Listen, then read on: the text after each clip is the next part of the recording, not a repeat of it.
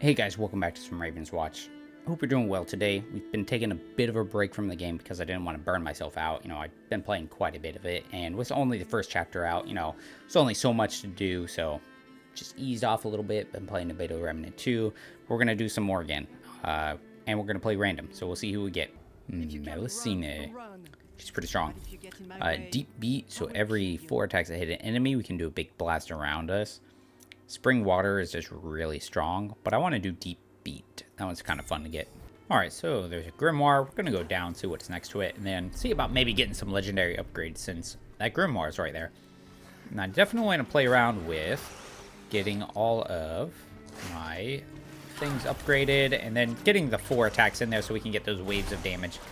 Just like that. Moving to the side now. Good. Moving. Too slow on that one. Yeah, you gotta be careful how you do her attack, damn it, her movements and stuff, right? Because that sing stance puts you in place, so definitely gotta play around with it. Keep an eye on your opponents and really get used to the tells for their attacks, because all the enemies have a wind up, right? So you keep an eye on them as you're attacking, and then right as they go to do the wind up, that's when you move. And I've been seeing some things like on the Discord where people are asking having to use a Q or trait button in order to get out of the sing stance and move out. But you can also use the dash. So this obviously moves around and your trait moves off. And then if you're moving in a direction, so I'm holding left and then I activate it, you move out of the way. Same thing here. I like to use the space bar, the dash button. Personally, for me, that works out pretty well. And that allows me to just do some quick in and out kind of things while moving out of the way right before people start throwing rocks and stuff. So we're going to cut across there, hit a bunch of guys and start waves. Now, luckily, with all these extra, that trait is going to allow us to do a lot of AoE damage, And so, oh goodness, it's kind of dangerous. So with all these 2 guys staggering their acid attacks, we're not able to get 4 waves of attacks in very often. But luckily, we can kind of use our defense there. Now there's a 3rd one in there. We got rid of 1 though, so that's good. Got a little bit of the AoE off there. Move into a safe spot and try and get them real quick. Move to the side. A little too late. Moving over now. Better timing that time. Get his attack triggered. Now go. Get ready to move out of this ones. All right. Now we can just focus on these guys. Hit him with trait and then defense. I knew that special was going to be cutting it close. I thought maybe I could pull it off in time. Alright, now we go for our next upgrade. Here is passed by the attack gain a shield. Power deals more damage to center. We're going to take the protective flow. This should maybe allow us to kind of stay in our sing stance a little bit more freely and get the 4 attack chain off easily. So yeah, because of that, we'll just be able to do this pretty easily. Defense down to just kind of avoid it, and then throw out a special. It's going to do a lot of stagger damage, and then we just bring him down. Next item, or our first item. Voodoo doll, attack deals damage, special deals damage. We'll do the attack damage because especially this says 100% of attacks damage. So if we can start stacking up our attack damage, then our little blast wave thing will actually deal more damage. All right, let's see what we can do here. We'll kind of trigger some attacks, right? Hit them with a special, kind of push them away. Then we go in, hit them with a power. We're going to need to move away now as they go into attack. Luckily, that wind-up puts them in place really for a long time, using our defense to just kind of avoid that. Move to this side and throw out a special to catch all of them there. Power. Now, and thanks to the way our attacks staggered out, we can focus on some of the big guys and then let the blast wave actually take care of the little ones for us. Now, if I could get some dream shards real quick, and upgrade some of these 2 skills really quickly, we could get some good upgrades from this green grimoire, but it's going to require dream shards that I don't really have. So what I could do is just a strategy, I guess, is just kind of skate along the edges, because you tend to find little bits of dream shard things all around the little edges of the map. I could do that, and doing this is going to put me closer to a new level, which is kind of opposite of what I want to get those legendary things, because the more upgrades I have, the harder it is for me to use a grimoire to get them all upgraded. Unless I get enough dream shards to just start upgrading things on my own. Good damage. Just keep going like this. Move out now. Ooh, there's a healer. We're gonna come across there and hit him with a power. Try and get a quick stagger if we can. The heal missed, thankfully, and then that extra wave of damage managed to finish her off. And we'll just take care of this one. We're going to have to move here in just a moment, like that. It's gone. Double thing of dream shards. So that's what we'll do. We'll go to this one, hit the boss, and then go there. And by hit the boss, I just mean pick up the fast travel spot. Alright, guys. Just go across like this. It should stagger them so they actually can't dash. We use a power to finish them off real quick. And then we got that level up moving out now as they do their cone attacks.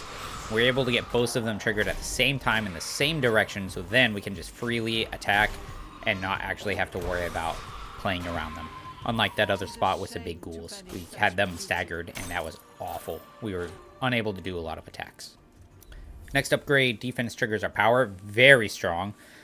Power applies shield and gains increased range. This is... I think I'm going to take that one. I don't know that it's necessarily better. The chill effect can be really nice to slow people down. It's good in a team setting.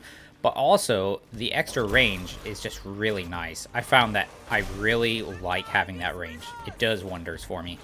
Moving over around like that, and then we're getting close. And maybe we'll let the AoE deal the damage and finish him off while doing a defense to avoid him. And then we finish staggering him down. Boom. Hey, big guys. We'll just kind of trigger a bunch of them, and we just avoid the big dude's attacks. We're going to use our special to stagger him, and then once he's exploding, let him do some AoE damage. We're going to have to avoid that hook again here in just a moment, or the big slam. Fame power. Need to move out now. Trigger his attack. There we go. And then they're going to start that chain reaction, which is fantastic. We're going to allow our special wave from our attacks to help clear the dudes behind us and then move to this side right before they actually attack us. And now him exploding is going to really do a lot of work. Perfect. And here's the boss key. Good deal. Not too bad to find. Just like a comment said in one of my boss... I did a video for our finding boss keys because I was trying to like figure out the pattern. And like honestly, there was a comment in there that just did the whole thing better. I had a tendency of finding them around like the roads and stuff. There's always the same amount of keys as boss events. But yeah, the guy is basically like there's a radius. Like if there's a mini boss event and kind of a circle area around it, kind of like if you did like the pig quest and it shows you like this is where all the like stone quarries are at. Same thing around the boss thing. There's spots where the boss key can like spawn.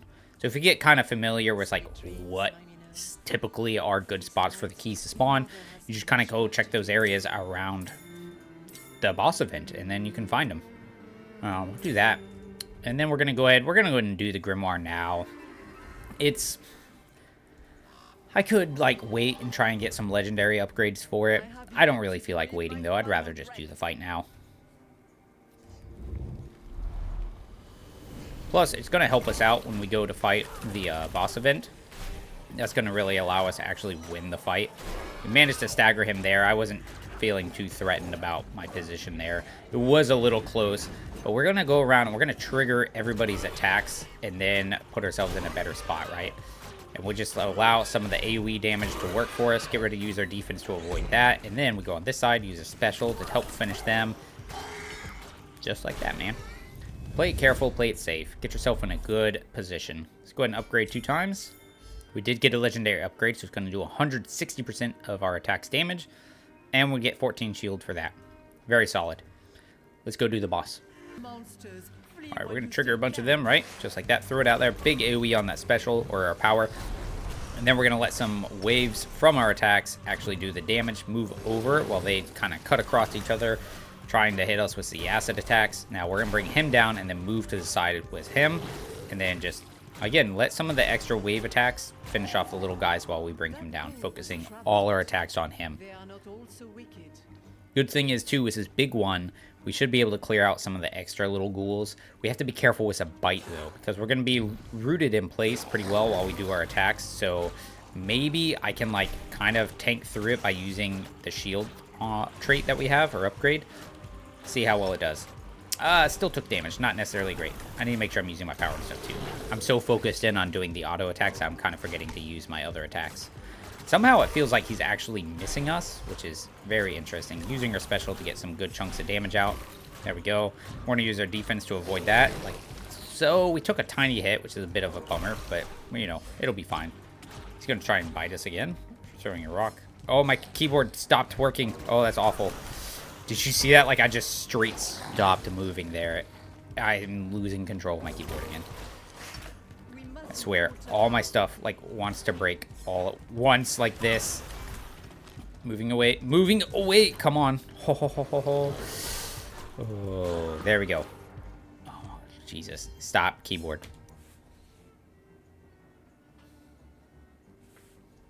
Okay, I think it might be fixed. Power deals more damage. Increased cooldown. Excalibur, dude. Cauldron of Darnwick is pretty sweet, too. We're going to take Excalibur, though, because we have one legendary upgrade. And, yeah. So now, because we have that, we pivot what we're doing a little bit, right? We're going to focus on getting more upgrades, which means getting Dream Shards and the like. I think anytime you go into playing like a roguelike or rogue whatever game, you know, and really any game in general, you need to identify how you're winning. Like, how are you dealing damage? Anytime you do this, right, you need to start playing, you know, play around with what you got, make decisions based on what you have, what you like. But you need to identify how you're dealing damage, right? Is it by, like, the synergy of your skills? Is it items? Like, what exactly is giving you your winning edge? And so right here, you know, we were kind of building around our auto attacks and stuff. But now, with that new upgrade and that item that we have, it's all about our legendary upgrades. So that's our win condition.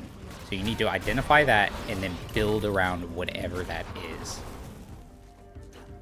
And to do this, we need to go get ourselves more Dream Shards. So we're going to do what I mentioned earlier, which is just kind of dance around the edges, look for Dream Shard camps, and then level up all our upgrades. Alright, so we hit level 5. We're going to go ahead and take... I haven't taken Water Bomb in a long time, because Wisp Ballet is just... It's really satisfying, and it's a lot of fun. We also have a ton of Dream Shards, so I'm going to go and see about leveling up some legendary upgrades. And, like, I don't know if it's actually enough. I didn't really bother to do the math. Oh, yeah, it's not nearly enough. Bummer. But we got it pretty high, and what I actually could be doing is I look for a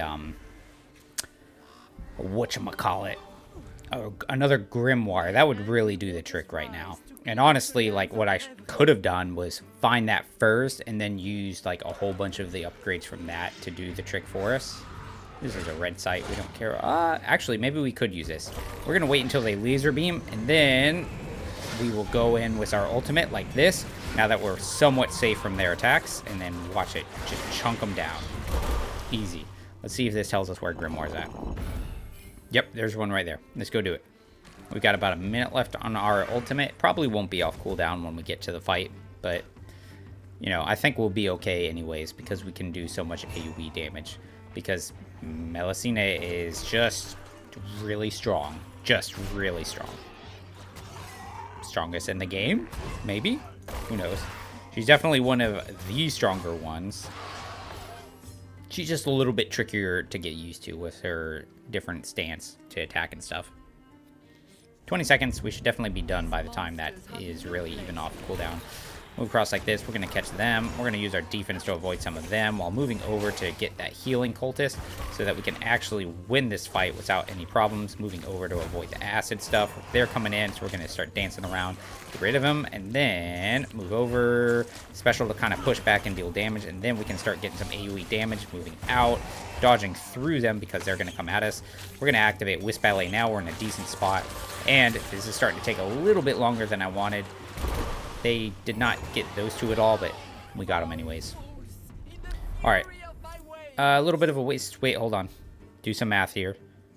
It's 200 each, so we need 400 in order to do both of those. It's not enough. So, yeah, we'll do the upgrades. And then, bam. 80 damage, and we're ready to win the video game. I could go get that item, but I'm feeling lazy right now. I'm ready to just win. So, we'll go do it. Before we actually start, here's a quick little look-see at what we've got going on. I mean, honestly, it's not a lot, right? So we have all our upgrades, the deep beat plus protective flow synergize pretty well with each other. I really wanted to use that. It gets us some nice AoE damage. It just relies on getting multiple attacks out, which is a little tricky. But this one helps to make it happen. And then we've got power applies chilled and gains increased range. It's just kind of nice. And then tidal wave, same thing as that one, just a little bit easier to hit things. On the Master Nightmare, you're going to be able to hit the tentacle and the centerpiece at the same time. Wisp Ballet is just really good. It's really strong. I really like it. But then we have 3 items. Like, we just have 3 items. We've got Excalibur. That's our win condition right now. Plus 20 damage for our legendary upgrades. We've got 4 here. So it's an extra 80 damage down there. And then the Ace of Spades card, we've got 2 of them. So our attacks are gaining another 40% damage going on top of this. I don't remember what the percentage damage increase is for the attack. It might have been like 1% for each one. So like maybe our attacks are doing another 120% damage. Don't quote me on that. I don't remember. Yeah, I mean, this is doing 67 damage for an auto attack. And then when the waves come out, we're doing another 160% damage. So you're looking at like 150 damage for a wave. This does 131, 263 with all of it together. Very solid. Pretty solid. And we don't, like I said, we don't have a lot going on. All our items and things we built up are the legendary upgrades. So we figured out what our win condition was thanks to Excalibur, and then you focus on that, and now we're going to have no problems winning. 168 on that explosion. We're going to move out now. Boom. Watch this. It's going to go across like that. See, easily hits all of it. We're going to move over like this while dodging their attacks and the thorns. It's so much easier to dodge those attacks when he's not like enraged and they're not like super fast. Another good thing I didn't think about with the that little like AoE explosion with our auto attacks is it can actually hit the center nightmare piece with see, it hit it a little bit. 27 damage. Isn't that amazing? We might be able to shield through some of these attacks using our shield, which is pretty nice. And now we move in. Let's go ahead and just hit one of these and then ultimate and see how much damage we can do. Yeah, I mean, it's good damage. That's good damage, you know. Don't let anybody tell you otherwise. Don't let any of the haters say like, that was okay, but you didn't one-shot him. Bro, it's fine. You're doing fine. Here we go. Moving out. Whoop, dodging away. There we go. Down they go. And we just circle around, avoiding some of their attacks. We're going to rely on our shield to kind of keep us moving through this. Luckily, because we have that legendary upgrade, you know, it's giving us plenty of shields to get through it. The bad thing is it just does not cover through the big slap from the tentacle there. So, unfortunately, we do take damage there. And the other bad thing is we don't actually have any, like, real sustain. So we are missing that. If we could get that, that would make the build incredibly powerful. That would be something I would definitely look for in Act 2 if I was given the opportunity. We're going to use our defense to avoid that because that would have killed us probably. And he's down, moving out. We'll just wait for that to end, get the last tentacle, and then win the fight because our ultimate is off cooldown. So honestly, we're going to be fine here. Ready? Boom. Watch him go down. Just easy enough. See, Excalibur is pretty much, you get Excalibur, you know how you're gonna win the game. Like, just get some legendary upgrades, it's a done deal. Easy enough. If you get something like, you know, you could try and do an Ogre Blood thing, get that and say like, okay, get a lot of health and then you're hard to kill and you can get some scaling damage. Other than that, just look for the synergies between your different abilities, you know, like our, that auto attack thing we had set up there worked fairly well. It's nothing amazing, right? That is not a game-breaking combo. That's just an okay combo. Well, 58,000 damage. It's actually kind of on the low side of my normal things. Didn't use any Raven Feathers, though. 21 minutes. It's okay. Yeah, but when I'm talking about, like, looking for combos, like, and how you win, if you get things like, where's it at? So defense triggering her power effect. Aftershock. So you get like Aftershock so that your powers are leaving another power effect afterwards. It works with this one. So now your powers are doing more damage because they're also like, they're dropping more damage. This is another way to use your power to deal damage. And then it leaves another Aftershock with it. I feel like there's one more that goes with it pretty well. This one's not bad. That can give you some good damage. Any kind of synergy with that and then the items is amazing. You just, especially if you're like, hey, I'm getting a lot of like power items, take a power upgrade. Or hey, I'm getting a lot of power like upgrades, take a power item, you know, or vice versa, whatever it happens to be. Just play your hero, figure out like what your win condition is, like how you're going to win the game. And you know, you might not going to know right off the bat. He's going to take a level or two or a couple items, and then you'll know, and build around that. So that's it. I'm done rambling. I'll keep putting out some more. Thank you guys for watching. I always really appreciate it, and as always, take care.